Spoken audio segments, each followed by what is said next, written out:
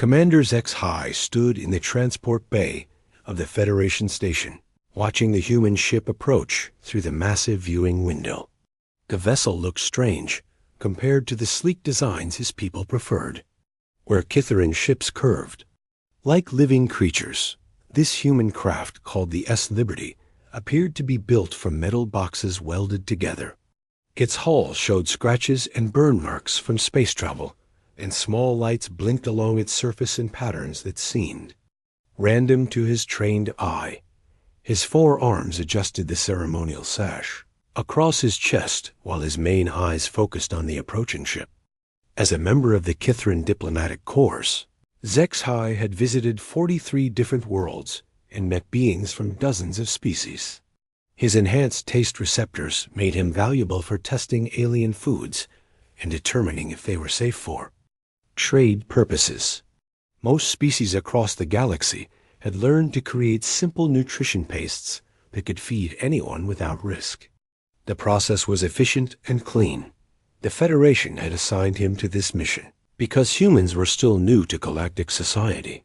They had only achieved faster-than-light travel 15 years ago, making them children compared to races like his own that had been exploring space for thousands of years. The reports about humans described them as curious but primitive, with strange habits that more advanced species had long abandoned. They still grew food in dirt instead of using proper synthesizers. They wasted time on activities that served no logical purpose. They even kept small animals as companions rather than working tools. The docking clamps engaged with a metallic clang that vibrated through the station floor. HFY straightened his uniform and prepared to meet these humans for the first time. His secondary eyes scanned the datapad containing his mission briefings, while his main eyes watched the airlock cycle through its opening sequence. The Federation wanted a full report on human culture, technology, and most importantly, their potential for membership in galactic civilization. Based on what he had read, HFY expected the assignment to be routine but tedious. The airlock door slid open with a soft hiss of equalizing atmosphere. A tall human male stepped through, wearing a dark blue uniform with silver markings that indicated command rank. His skin was darker than the images HFY had studied, and his hair was cut short in a practical military style. Behind him came 2 other humans, one female with long brown hair and another male with pale skin and bright green eyes. The commander human approached with his hand extended, a gesture that HFY recognized as their greeting custom. He reached out with one of his 4 hands to complete the ritual while studying the human's face. The creature's eyes held intelligence, but also something else that the Kitharan found difficult to identify. It was an openness, a willingness to be pleased that seemed almost childlike.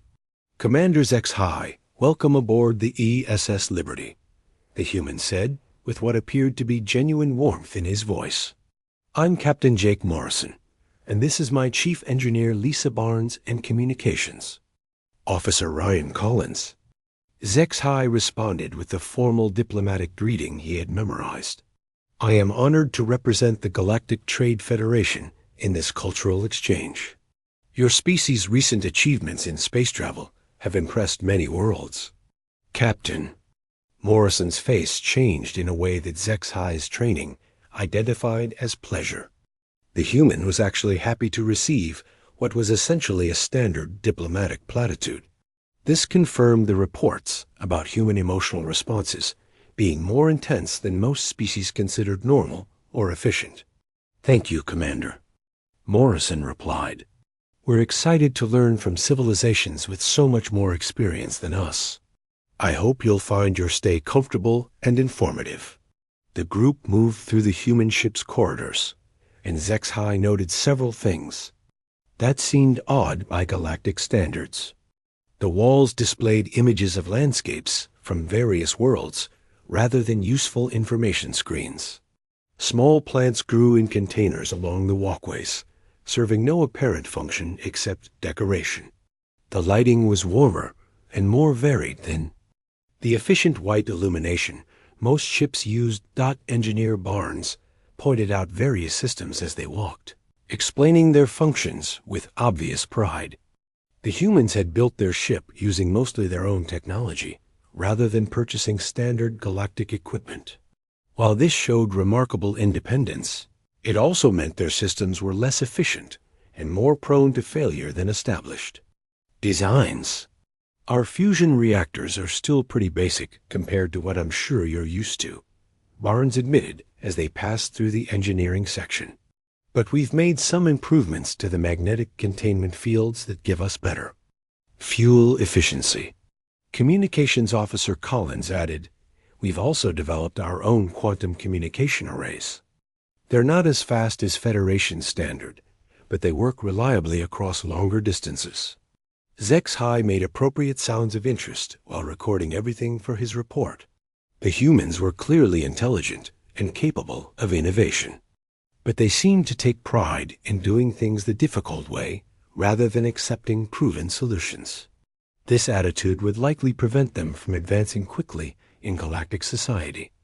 They reached what Captain Morrison called the observation deck, a large room with windows looking out into space. Unlike the cramped efficiency of most ship designs, this area seemed designed purely for the comfort and enjoyment of the crew. Soft chairs faced the windows, and more of those decorative plants created a pleasant atmosphere. "This is where we like to relax when we're off duty," Morrison explained. "Sometimes the crew gathers here in the evenings to talk or play games." The concept of dedicating valuable ship space to relaxation struck HFY as wasteful, but he nodded politely. The captain continued the tour, showing him the living quarters, medical bay, and other standard facilities. Everything was larger and more comfortable than necessary, reflecting the human tendency toward inefficient use of resources. As they completed the tour, Captain Morrison made an unexpected offer. "Commander, I hope you'll join us for dinner tonight. Our chef Maria Santos makes incredible food, and we'd love to share some human cuisine with you." HFY's training in diplomatic protocol required him to accept such cultural exchanges, even though he expected the experience to be unremarkable. Every species he had encountered served some variation of processed nutrients designed to provide complete nutrition with minimal effort. Human food would likely be similar, perhaps with minor variations in texture or color. "I would be honored to experience human dining customs," he replied formally.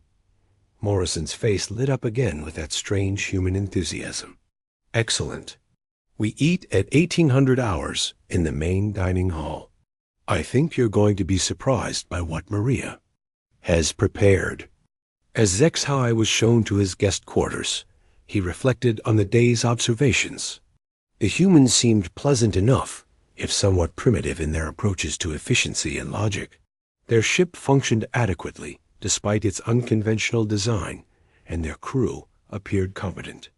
The evening meal would provide another data point for his cultural assessment, though he doubted it would be significantly different from the thousands of other meals he had sampled across the galaxy.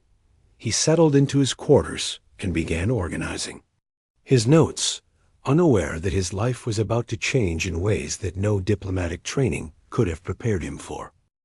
The dining hall of the ESS Liberty buzzed with activity as crew members gathered around several large tables.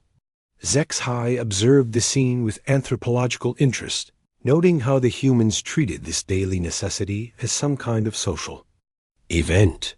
Instead of efficiently consuming their nutritional requirements in private, they gathered together and engaged in conversation while eating. The room filled with laughter and voices talking over each other in a way that would have been considered chaotic on most civilized worlds. Morrison guided HFY to a table near the center of the room where several senior officers had already taken their seats.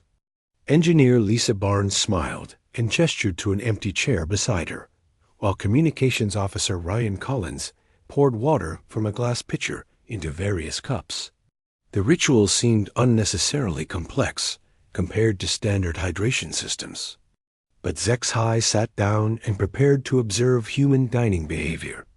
The smell hit his enhanced olfactory sensors before he could properly prepare himself. His people had evolved advanced taste and smell receptors to help them identify dangerous substances in their environment. But nothing in his experience had prepared him for the complex array of scents filling the dining hall. His secondary nose detected layers of aroma that seemed to shift and combine in patterns that his brain struggled to categorize.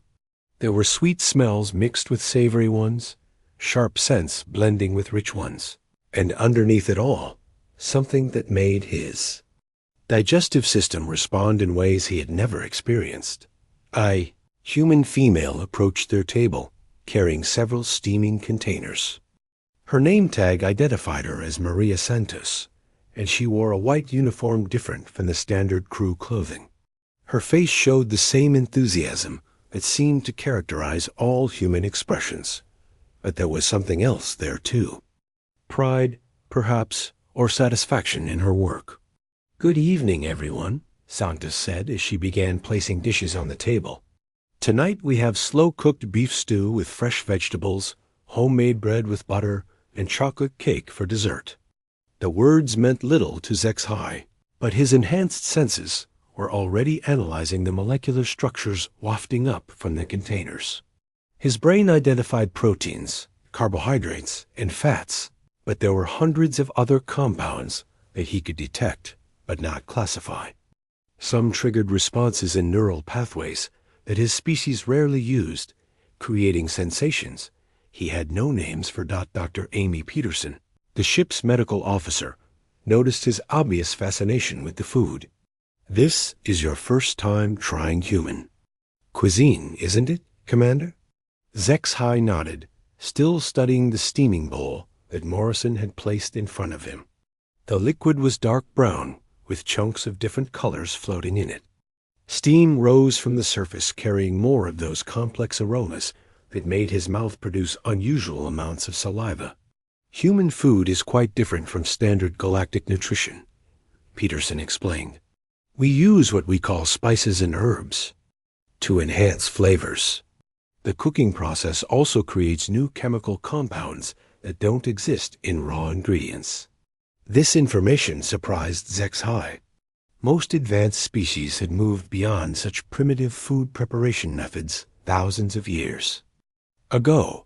Why would humans deliberately make their nutrition more complex and time-consuming to produce? Santos ladled portions of the stew into bowls and passed them around the table. When she reached Zexhai, she paused and smiled. "I hope you enjoy it, Commander. This recipe has been in my family for generations." The concept of passing food preparation. Knowledge through family lines seemed inefficient, but Zexhai accepted his bowl politely. The liquid was still steaming, and the aroma was even stronger at close range. His enhanced receptors detected meat proteins that had been changed by heat and time, vegetable compounds that had broken down into simpler sugars, and dozens of plant-based chemicals that his brain identified as potentially beneficial rather than harmful. He lifted the eating utensil that humans called a spoon and carefully extracted a small portion of the stew. The liquid was thick and contained visible pieces of meat and vegetables in various colors and shapes. His diplomatic training required him to consume alien food with grace, so he brought the spoon to his mouth and took his first careful taste. The explosion of sensation that followed nearly caused him to drop the spoon. His enhanced taste receptors, designed to detect minute traces of beneficial or dangerous substances, were suddenly flooded with more information than they had ever processed at once. The meat provided deep, rich flavors that his brain interpreted as satisfaction and strength. The vegetables added sweetness and earthiness that seemed to ground the more intense flavors. But it was the herbs and spices that created the real magic. His taste buds identified compounds that had no equivalent in Kitharan cuisine. There were sharp, bright flavors that made his sinuses clear and his awareness heighten. Warm, complex tastes that seemed to spread through his entire digestive system. Sweet and bitter elements that played against each other in ways that created entirely new sensations. His secondary stomach, normally dormant during meals, suddenly activated and began producing enzymes he did not know his body could make. "Commander, are you all right?" Morrison asked. Noticing that Zexhai had stopped moving entirely, Zexhai realized he had been sitting motionless for several seconds, processing the cascade of new sensations. His 4 hands trembled slightly as he set down the spoon and looked at the humans around the table. They were all watching him with expressions of concern and curiosity. "I apologize for my reaction," he said carefully. The complexity of flavors was unexpected. Santos beamed with obvious pleasure. "You like it?" Then, like was an inadequate word for what Zexhai was experiencing. His enhanced biology was responding to the human food in ways that transcended simple nutrition. The various compounds were interacting with his brain chemistry to create what he could only describe as pleasure. Not just the satisfaction of consuming necessary nutrients, but actual enjoyment of the process. "It is quite remarkable," he admitted, taking another spoonful. The second taste was even more intense than the first, as if his receptors were learning to detect subtleties they had missed initially. "Engineer." Barnes cut a slice from one of the bread loaves and passed it to him. "Try this with some butter," she suggested, indicating a yellow substance in a small container. The bread proved to be another revelation. Unlike the processed grain products he was familiar with, this had texture and flavor that changed as he chewed. The crust was firm and slightly bitter, while the interior was soft and sweet. The butter added richness and smoothness that complemented the grain flavors perfectly. His brain began releasing chemicals associated with contentment and well-being. Doctor Peterson watched his reactions with scientific interest. "Human taste buds can detect 5 basic flavors," she explained. "Sweet, sour, salty, bitter, and umami. But we can perceive thousands of different combinations when you factor in aroma and texture." Communications Officer Collins added, "Different cultures on Earth developed completely different approaches to cooking. What Maria makes is just one style out of hundreds." The concept that humans had developed hundreds of different approaches to food preparation seemed absurd from an efficiency standpoint, but Zexhai was beginning to understand that efficiency was not the point. This was about creating experiences that went beyond mere survival needs. Santos returned with the dessert she had mentioned, placing a slice of dark brown cake in front of each diner. "This is chocolate cake with vanilla frosting," she announced. Proudly, Zai's first taste of chocolate nearly overwhelmed his neural pathways entirely. The compound triggered responses in pleasure centers of his brain that had never been activated by food consumption. The sweetness was balanced by bitter undertones that created complexity his taste receptors found fascinating. The cake's texture was soft and moist, completely different from any nutrition source he had encountered. As the meal continued, Zexhai found himself asking questions about ingredients, preparation methods, and the cultural significance of different foods. The humans answered enthusiastically, sharing stories about family recipes, regional differences, and traditional celebrations centered around specific dishes. When the meal finally ended, Zexhai realized that something fundamental had changed. His body was still processing the complex compounds he had consumed, and his brain continued releasing satisfaction chemicals. For the first time in his life, eating had become more than a biological necessity. It had become an experience worth savoring. As he returned to his quarters, Zexhai tried to analyze what had happened. A human food contained nothing that standard nutrition paste lacked from a chemical standpoint, yet the effect on his system was completely different. The cooking process, the combination of ingredients, and the social context had transformed simple sustenance into something approaching art. He sat at his desk to update his mission reports. but found himself struggling to find words that would adequately convey what he had experienced. How could he explain to the Federation bureaucrats that these primitive humans had achieved something that thousands of years of advanced civilization had somehow missed? They had discovered that life could be about more than mere survival, and they had built that philosophy into something as basic as their daily meals. 3 days had passed since Zexhai first tasted human food, and he found his thoughts returning to that experience with disturbing frequency. His scheduled diplomatic meetings with Captain Narration and the senior staff proceeded normally, but underneath his professional exterior, something had fundamentally shifted. The standard nutrition paste he consumed for breakfast tasted flat and chemical-like, compared to the rich complexity of human cuisine.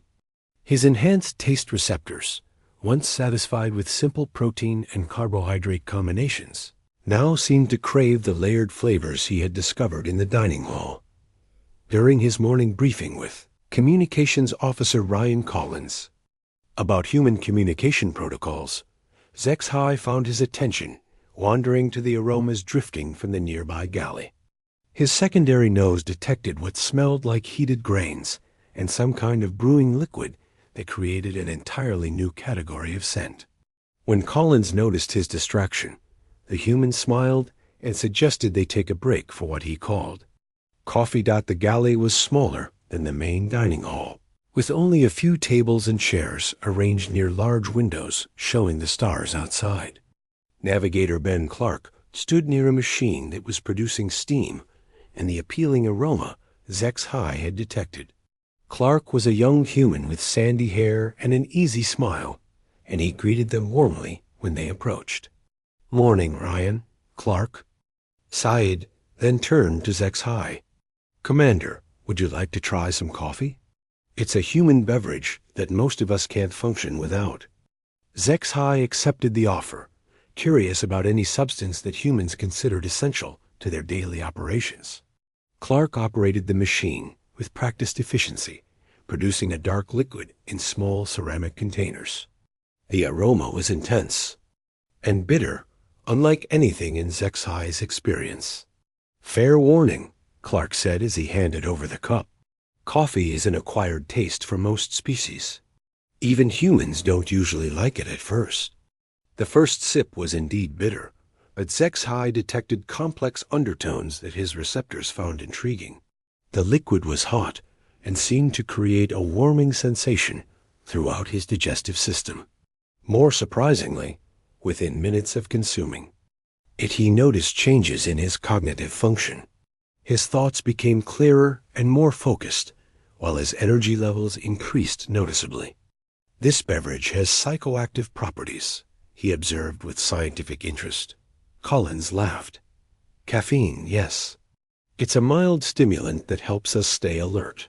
But most humans drink coffee as much for the taste and ritual as for the chemical effects." Over the following hour, Clark explained the human relationship with coffee in detail that amazed Zexhai. Different regions of Earth produced beans with varying flavor profiles. The roasting process could be adjusted to create hundreds of different taste experiences. Some humans spent years learning to prepare coffee in ways that enhanced specific characteristics of the beans. It was another example of humans taking a simple nutritional substance and transforming it into something far more complex and meaningful. The next day, Zexhai found an excuse to visit the galley again, ostensibly to learn more about human nutrition for his diplomatic report. Engineer Lisa Barnes was there, eating something she called spicy Thai noodles from a container she had brought from her personal quarters. The aroma was so intense it made Zexhai's eyes water, but underneath the initial shock, his enhanced senses detected layers of flavor that seemed to dance and shift. Barnes noticed his obvious interest and offered to share. "This might be too intense for someone new to human food," she warned. "Thai cuisine uses a lot of chili peppers and spices that can be overwhelming." Despite her warning, Zexhai accepted a small portion. The first bite created sensations he had never imagined possible. The heat seemed to spread through his entire nervous system, but rather than pain, it produced a strange form of pleasure. His brain released endorphins in response to the spice, creating a natural high that was unlike anything his species had ever developed. The noodles themselves had absorbed complex flavors from herbs and sauces that his taste receptors analyzed with fascination. "This is remarkable," he managed to say between careful bites. "The heat sensation triggers neurological responses that are quite pleasant." Barnes grinned and offered him more. "Spicy food can be addictive. I've been craving Thai food ever since. I tried it at the academy." The word addictive resonated in ways that Zexhai found troubling.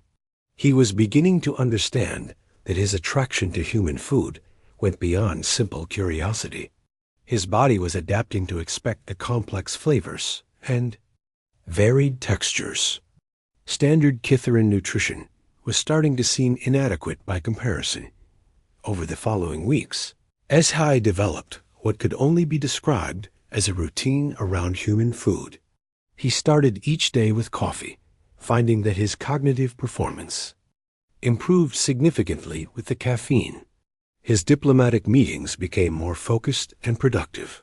For lunch, he would sample whatever the crew was eating, asking detailed questions about preparation methods and ingredient sources. Chef Maria Santos became particularly helpful in his education, explaining concepts that had never existed in Kitharan culture.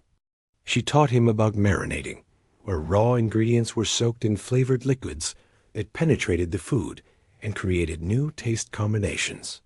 She demonstrated seasoning, the art of adding small amounts of various compounds to enhance or modify existing flavors.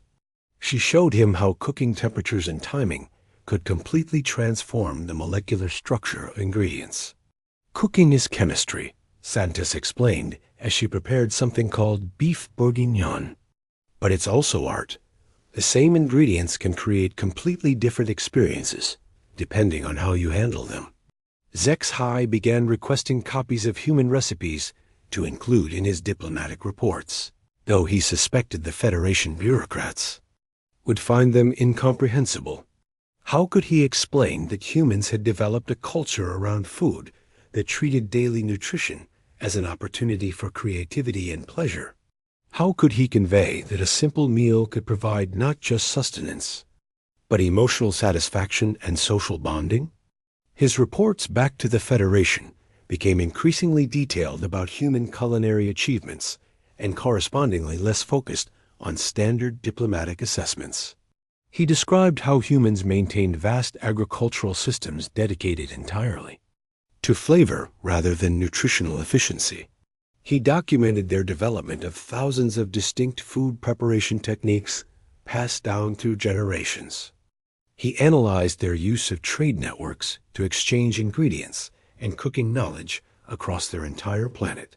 High Chancellor Vextan, his superior in the diplomatic corps, began sending concerned communications about the mission's focus. The Chancellor reminded Zexhai that humans remained a primitive species, barely capable of interstellar travel. Their inefficient food systems represented exactly the kind of resource waste that demonstrated their unsuitability for Federation membership. The report should focus on technological capabilities and cultural advancement, not irrelevant details about nutrition preparation. But Zexhai found it increasingly difficult to consider human food culture irrelevant. His own biology was proving that their approach to cuisine represented a form of advancement that Federation science had completely overlooked. His digestive system had developed new capabilities to process complex flavor combinations. His brain chemistry had adapted to expect the satisfaction that came from varied tastes and textures. His social interactions had become more meaningful when they occurred around shared meals. When he attempted to return to standard nutrition paste for a few days, his body rebelled in ways that concerned him. The synthesized compounds tasted metallic and artificial. His enhanced digestive system, now accustomed to processing complex human foods, struggled with the simplified molecular structures. He experienced what humans would have recognized as withdrawal symptoms: irritability, difficulty concentrating, and a persistent sense that something essential was missing from his life. Dr. Amy Peterson noticed his declining condition during a routine medical check. "Commander, your biochemical readings show some unusual patterns. Have you been experiencing any health issues?" HFY hesitated to admit his growing dependence on human food, but his diplomatic training required honesty. "In medical matters, I have found it difficult to return to standard Kithran nutrition after sampling human cuisine." Peterson's expression grew serious as she reviewed his medical scans. "Your digestive enzymes have changed significantly since you arrived. Your body is producing compounds that we don't see in baseline Kithran physiology." The implications of her words struck HFY with sudden clarity. His exposure to human food had created biological changes that might be permanent. He was no longer the same being who had arrived on the ESS Liberty weeks earlier. His enhanced taste receptors, once an asset for diplomatic food testing, had become a liability that tied him to human cuisine in ways he was only beginning to understand. As he sat in his quarters that evening, consuming another bowl of Maria's latest creation and marveling at the complex interplay of flavors, HFY realized he was facing a crisis that no diplomatic training had prepared him for. He had discovered something about human culture that challenged everything the Federation believed about primitive species and efficient civilization.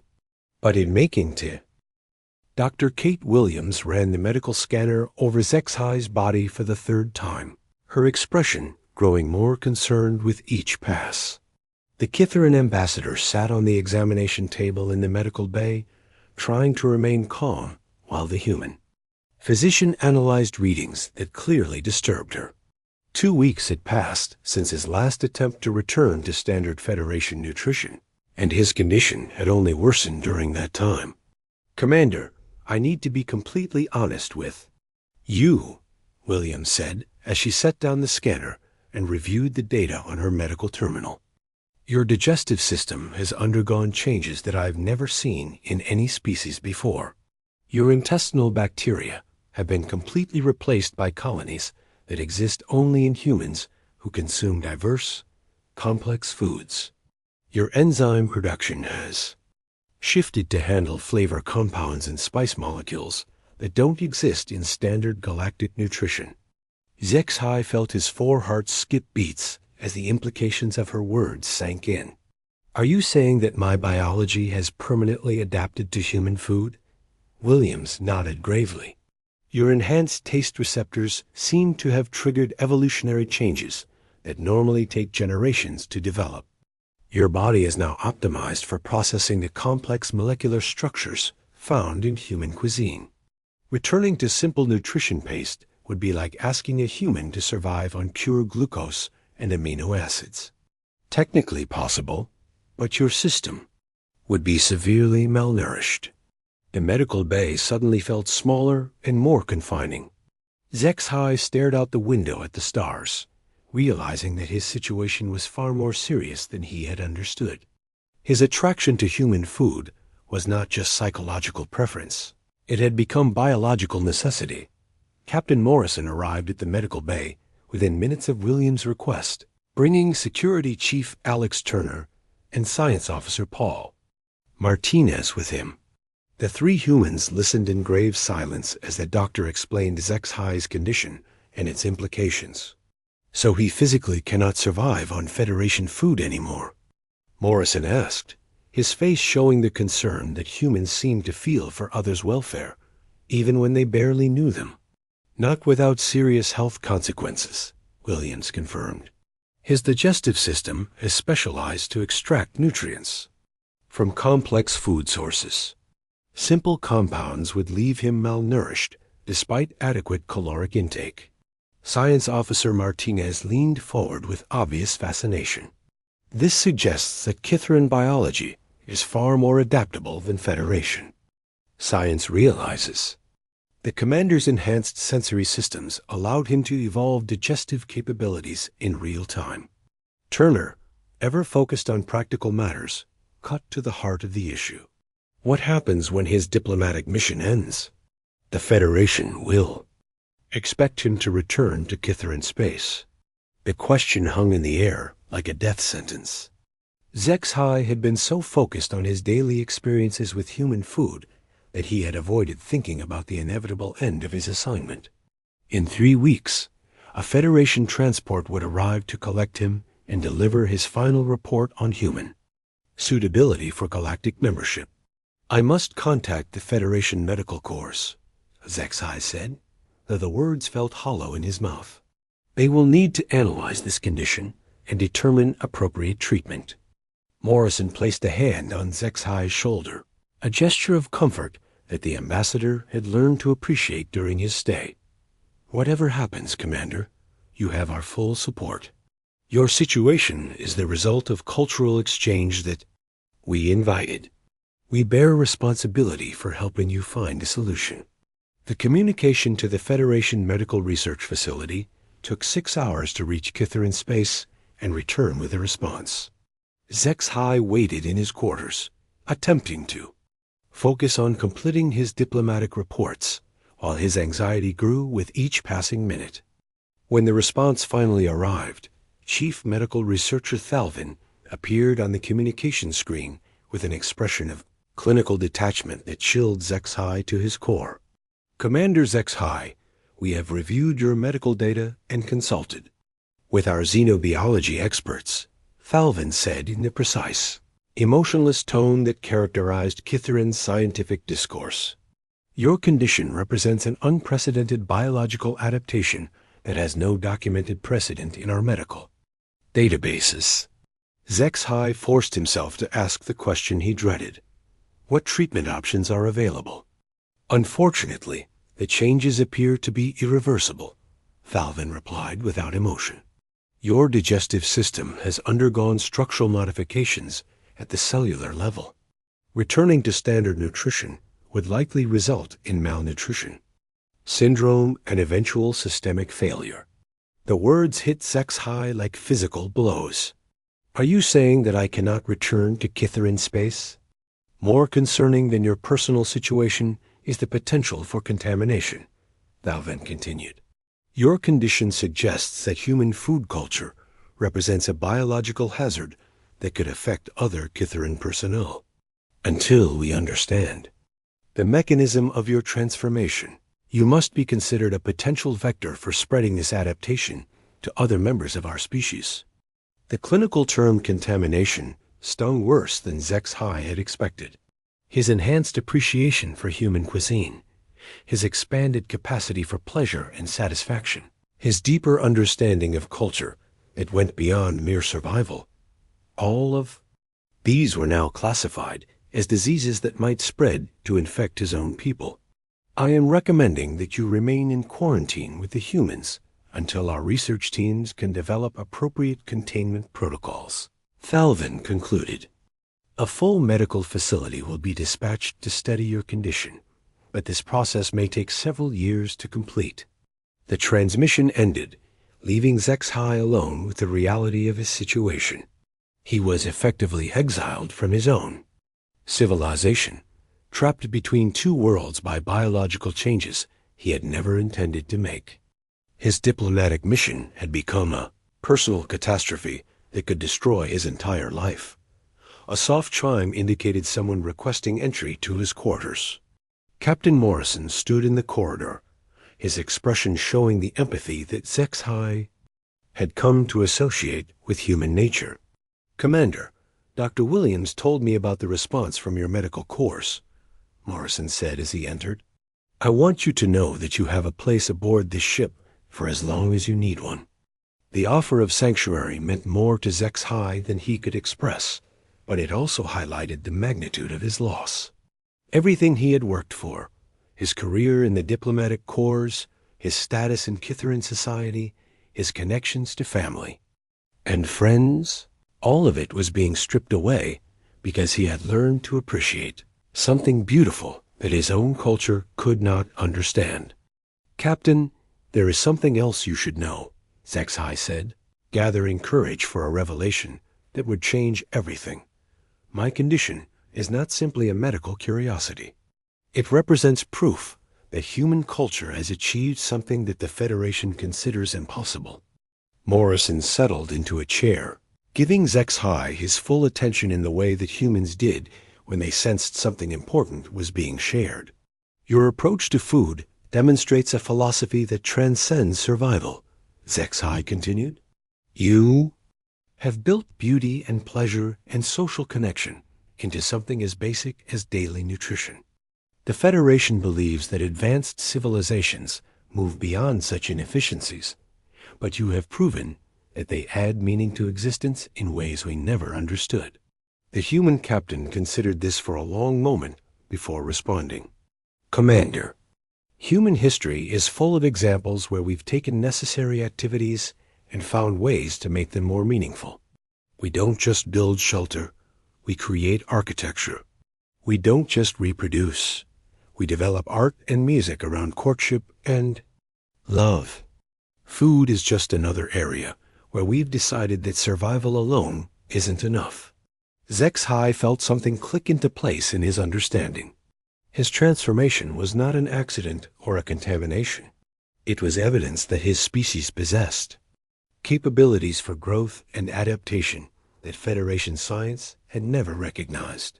His enhanced biology had allowed him to evolve not just physically, but culturally in ways that opened new possibilities for what life could become. "The Federation will never accept this perspective," he said sadly.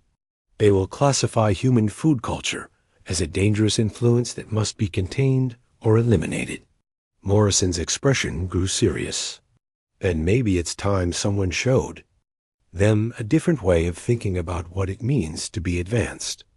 As Zexhai sat in his quarters that night, sharing another meal with human crew and marveling at flavors that had become essential to his existence, he realized that his personal crisis had evolved into something much larger.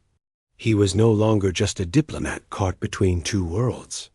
He had become living proof that the galaxy's understanding of civilization and progress needed to be fundamentally reconsidered. The Federation dreadnought Eternal Judgment dropped out of hyperspace 3 days ahead of schedule, its massive bulk dwarfing the human vessel ESS Liberty as it took position nearby. Zexhai watched through the observation deck windows as the sleek Kitharin warship deployed sensor arrays and defensive screens, a clear message that this was not a routine diplomatic pickup. High Chancellor Vextan had arrived with enough firepower to destroy the human ship if necessary, and the implications of that show of force were not lost on anyone aboard the Liberty. Captain Morrison joined Zexhai at the observation window, his expression grim as he studied the Federation vessel. "That's quite a reception committee they've sent for you, Commander." Zexhai's 4 hearts beat irregularly as he contemplated what the Chancellor's early arrival meant. The medical quarantine recommendation had clearly been overruled by higher authorities who viewed his condition as too dangerous to leave uncontained. His transformation from respected diplomat to potential biological weapon had happened faster than he had imagined possible. "The Chancellor considers my condition a threat to galactic security," Zexhai admitted.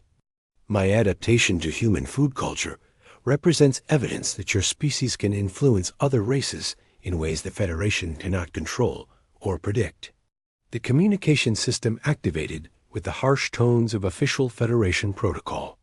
High Chancellor Vextan's image appeared on the main screen, his expression showing the cold authority that had made him one of the most feared diplomats in Kitharin space.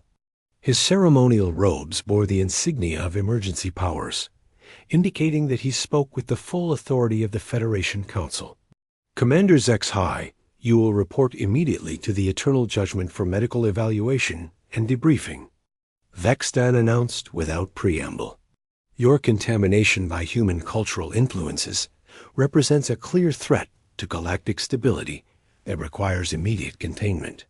The word contamination struck Zexhai like a physical blow, but he forced himself to maintain diplomatic composure.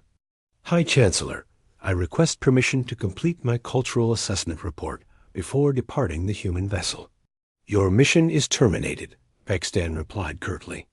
Initial analysis of your preliminary reports indicates that human food culture represents a form of biological warfare designed to create dependency and weaken the resolve of other species. Your condition proves that humans pose a clear threat to galactic civilization. Captain Morrison stepped forward, his voice carrying the steel that Zexhai had learned to associate with human determination. High Chancellor, with respect, Commander Zexhai is aboard my ship as an invited guest. Any decisions about his departure will be made in consultation with him. Vextan's expression showed the disdain that most Federation species felt toward human presumption. Captain Morrison, your species lacks the standing to interfere in Federation internal affairs. Commander Zexhai will return with me immediately, or your vessel will be classified as hostile and dealt with accordingly. The threat hung in the space between the two ships like a weapon waiting to be fired. Zexhai realized that his personal crisis had escalated into a diplomatic incident that could determine the future relationship between humans and the galactic community. His choice would affect not just his own fate, but potentially the survival of human civilization as an independent culture. Engineer Lisa Barnes and Communications Officer Ryan Collins had joined the group on the observation deck, along with Dr. Kate Williams and Security Chief Alex Turner. The human crew stood together in a show of solidarity that reminded Zexhai of everything he had learned about their species during his stay. They faced overwhelming odds with courage and unity, refusing to abandon someone they considered a friend, even when doing so would ensure their own safety. Commander, Morrison said quietly, the choice is yours. We'll support whatever decision you make, but I want you to know that you have a home here for as long as you want one. Zexhai looked around at the faces of the humans who had become more than diplomatic contacts during his stay. They had become friends, teachers, and examples of what life could be when survival was not the only goal. They had shown him that existence could include beauty, pleasure, creativity, and genuine care for others. His transformation was not contamination. It was evolution towards something better than what he had been before. High Chancellor, Zexhai said, turning back to the communication screen, I formally request asylum aboard the human vessel ESS Liberty. The words created a moment of absolute silence that seemed to stretch across the void between the two ships. Vextan's expression shifted from authority to shock as he processed what he had just heard. Never in Federation history had a diplomatic officer requested asylum with a primitive species. Commander Zexhai, you are clearly suffering from the effects of human psychological manipulation, Vextan said, his voice carrying less certainty than before. Report to the medical bay immediately for treatment that will restore your proper mental function. My mental function is clearer than it has ever been, Zexhai replied with growing confidence. The humans have taught me that civilization should be measured not by efficiency or technological advancement, but by the capacity to find meaning and joy in existence. My adaptation to their food culture represents growth, not contamination. Dr. Williams stepped forward with the medical scanner she had been using to monitor Zexhai's condition. High Chancellor, I've been treating Commander Zexhai throughout his stay. His biological adaptations have enhanced his health and cognitive function. There are no signs of psychological manipulation or deterioration. Human medical opinion is irrelevant, Vextan snapped, but Zexhai detected uncertainty in his superior's voice. The Chancellor had expected to collect a contaminated diplomat requiring medical treatment, not a healthy individual making informed choices about his future. Science Officer Paul Martinez activated his own communication panel, displaying data that had been carefully prepared for this moment. High Chancellor, our analysis indicates that Commander Zexhi's adaptations represent natural evolutionary development rather than artificial contamination. His enhanced biology allowed him to develop capabilities that already existed in latent form. The tactical situation had shifted in ways that Vextan clearly had not anticipated. Instead of rescuing a mentally compromised diplomat from human influence, he was facing a healthy individual, making a conscious choice supported by scientific evidence. The Federation's justification for treating this as a contamination event was crumbling under scrutiny. Zexhi seized the moment to make his position absolutely clear. High Chancellor, I formally withdraw from the Kitharin diplomatic corps and request recognition as a cultural liaison between humanity and the galactic community. My condition is not a disease to be cured, but evidence of possibilities that the Federation has never considered. This is treason against your own species, Vextan said, though his voice lacked its previous authority. This is evolution towards something better, Zexhi countered. The humans have achieved a form of civilization that enhances life rather than merely sustaining it. They have proven that advanced cultures can choose beauty and meaning over pure efficiency. My transformation demonstrates that other species can learn from their example.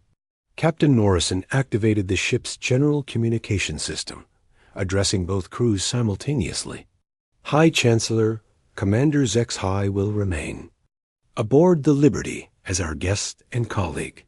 We're prepared to establish the first interspecies cultural exchange program in galactic history, with the commander serving as our primary liaison.